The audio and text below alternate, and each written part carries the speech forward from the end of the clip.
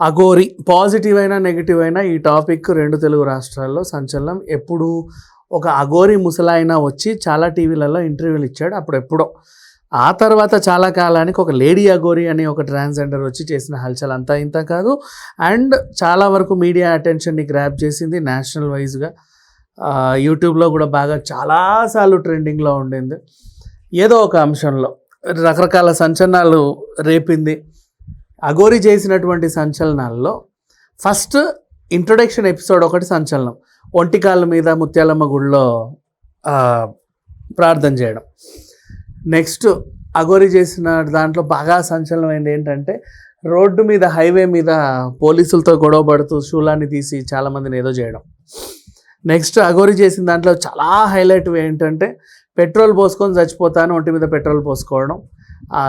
టెంపుల్కి రానివ్వనప్పుడు కానీ, నేను చచ్చిపోతా అన్నప్పుడు కానీ ఒక దఫాలుగా 2-3 సార్లు చేసింది.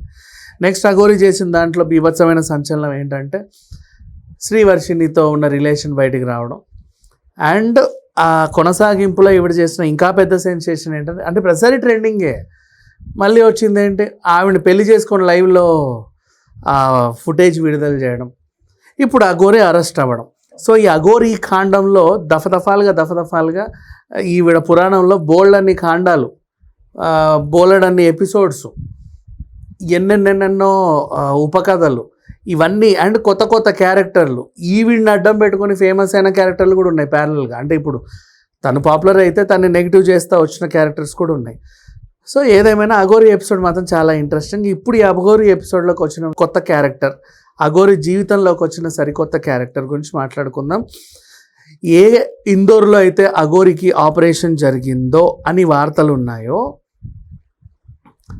ఆ డాక్టర్కి బాగా కావాల్సినటువంటి, అంటే ఎప్పుడైతే అమ్మవారి రూపంలో తనకు ఆపరేషన్ అయిందో ఫస్ట్ పూజ ఒక మంత్రి చేయించుకున్నట్ట. ఇలా మాత అవతరించిన తర్వాత ఫస్ట్ పూజ ఒక మంత్రికి సంబంధించి ఏదో, ఇంకా అక్కడ ఏముంటాయో మనకు తెలియదు, నార్త్ పూజలు డిఫరెంట్గా ఉంటాయి, చేయించుకుంటే అతనికి ఆ పూజ తర్వాత బాగా కలిసి వచ్చిందంట. కలిసి వచ్చి ఇప్పుడు ఆ మంత్రి ఏం చేశాడంటే పలానా చోట అఘోరిని అరెస్ట్ చేశారన్న వార్త విన్న తర్వాత రంగంలోకి దిగి నేను వెళ్ళి బెయిల్ తెచ్చి విడుదల చేయిస్తాను, తన వల్లే నాకు ఇదొచ్చింది అదొచ్చింది అదేదో వచ్చింది అని ఫీల్ అయినటువంటి మంత్రి. సో వాట్ ఎవర్, మొత్తానికైతే అలా జరిగిపోయింది అఘోరి ఎపిసోడ్లోకి. ఈ క్యారెక్టర్ ఆల్రెడీ ఎప్పటి నుంచో అఘోరి లైఫ్లో ఉండింది. అంటే అఘోరి పాస్ట్లో ఉన్న వాళ్ళందరూ నెగిటివే బయటకు వస్తున్నారు, మాకు ఆ పూజ చేసింది, ఈ పూజ చేసింది, డబ్బులు దొబ్బింది అని. కొంచెం పాజిటివ్గా వచ్చిన క్యారెక్టర్ ఇదే. ఇప్పుడు ఆ మంత్రి మొత్తానికైతే వచ్చి అఘోరికి బెయిల్ ఇప్పించి శ్రీవర్షిని కూడా విడిపించి ఏదో హామీ కల్పించి తన వెంట తీసుకెళ్తున్నాడు అనేది ఒక న్యూస్. మరి తన వెంట తీసుకెళ్ళి మళ్ళీ వీళ్ళని ఏమైనా వదిలేస్తాడా, లేకపోతే తన వెంట తీసుకొని తనేమైనా కొత్త ఆశ్రమం పెడతాడా అనేది సస్పెన్స్. కాకపోతే ఎవరు విడుదల చేసినప్పటికీ కూడా ఇప్పుడు అఘోరి ఖచ్చితంగా ఇప్పుడు ఇది అండర్ ట్రయల్లో నడిచినప్పుడు కోర్టు కేసు అంత ఈజీగా కొట్టివేయదు కదా, కొన్నాళ్ల పాటు అయితే కొనసాగుద్ది. ఈ కొనసాగింపు చర్యల్లో భాగంగా ఈవిడ అప్పుడప్పుడు పేసీలకు అటెండ్ అవ్వాల్సి ఉంటుంది. సో పేసీలకు అటెండ్ అవ్వాలి అంటే నీకంటే ఒక అడ్రస్ ఉండాలి. నీకు అడ్రస్ లేదని తెలిస్తే వాళ్ళు నమ్మరు, విడుదల చేసి మళ్ళీ ఏడికి పోతావో పట్టుకురావాలి అని. అందుకని చెప్పేసి ఒక మంత్రి రంగంలోకి దిగి అఘోరికి షూరిటీ పెట్టి, ఇప్పుడు 10,000 పూచీకత్తు ఉంటుంది ఒక కేసులో అరెస్ట్ అయితే, 10,000 15,000 ఎందుకంటే ఇది 10 లక్షల అమౌంట్ కాబట్టి మరి ఎంత ఉంటుందో నాకు తెలియదు. 2 షూరిటీలు కట్టి 2 షూరిటీ మనుషులు సంతకాలు పెట్టి ఈవిడ్ని బెయిల్ మీద విడిపించుకోవాలి. ఆ షూరిటీలు వెళ్ళిన తర్వాత వీళ్ళు ఏం చేస్తారు, ఈవిడ రాని చర్యల్లో ఒకవేళ రాకపోతే మిమ్మల్ని పట్టుకోవాల్సి ఉంటుందంటే ఆ పర్వాలేదని చెప్పి వాళ్ళు సంతకాలు పెడతారు. సో ఇప్పుడు అఘోరిని మళ్ళీ పిలిపించాలి అంటే ఈ మంత్రికి కాల్ చేసి అఘోరిని పలానా డేట్కి కోర్టుకు రావాలి, లేదా పలానా డేట్కి ఇలా చేయాలని ఉంటుంది. అండ్ అవన్నీ ఉన్నా కూడా వారం పోలీస్ స్టేషన్కి వచ్చి సంతకం పెట్టాలని కూడా ఒక ఇది ఉంటుంది. ఈ వారం రాకపోతే వాళ్ళు కూడా చాలా సీరియస్ అవుతారు. కోర్టు డేట్స్ ఎప్పుడైనా 2-3 నెలలకి వేసినా కూడా ప్రతి వారం రావాలి. అయితే ఇక్కడ అఘోరికి కలిసి వచ్చే మరీ ఇంకొక అంశం ఏంటంటే, ఇప్పుడు కనుక అఘోరికి ఒకవేళ బెయిల్ వస్తే ఆమె అదృష్టం. ఎప్పటి వరకు May 7th, ఇప్పుడు May 1st, ఈ 7th లోపు ఈ బెయిల్ వస్తే కనుక ఆవిడ అదృష్టం.